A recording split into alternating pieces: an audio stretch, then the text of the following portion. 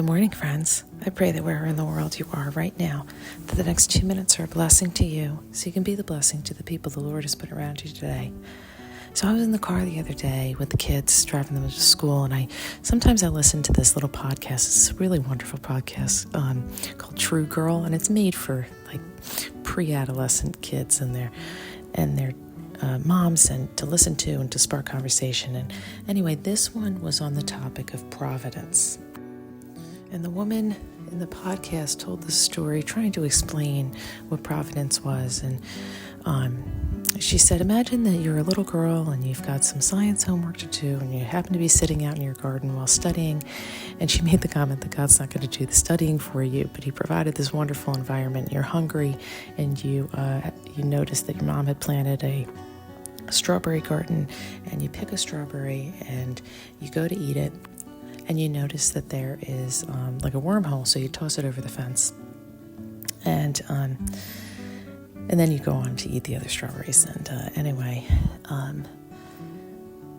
outside of the fence there happens to be a mama rabbit who was looking for some food for her babies, and here's the strawberry, and then she feeds it to the babies. And her point was that God provides not only for you but for the rabbit, right? He provides for all of his creation. And it got me thinking too, when I grew up, my parents had on the wall, we lived at a place and they named it Providence Farm, and they had this definition from the Heidelberg Catechism on the wall. And it said, what do you understand by the providence of God? It's a series of questions. This Heidelberg Catechism is a series of questions and answers. So the question is, what do you understand by the providence of God? And the answer is, the almighty and ever-present power of God, by which God upholds as with his hand heaven and earth and all creatures, and so rules them that leaf and blade, rain and drought, fruitful and lean years, food and drink, health and sickness, prosperity and poverty, all things, in fact, come to us not by chance, but by his fatherly hand. And sometimes I just need a reminder that God is actually in charge.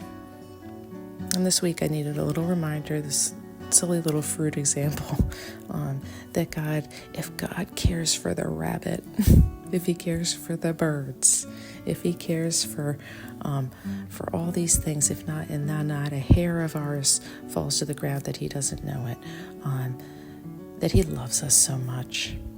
And he is actively involved in caring for us every moment. So I just pray that would encourage you as it encouraged me this week as you go in, or as you stay in or go out and be the blessing. Till next time, Katie.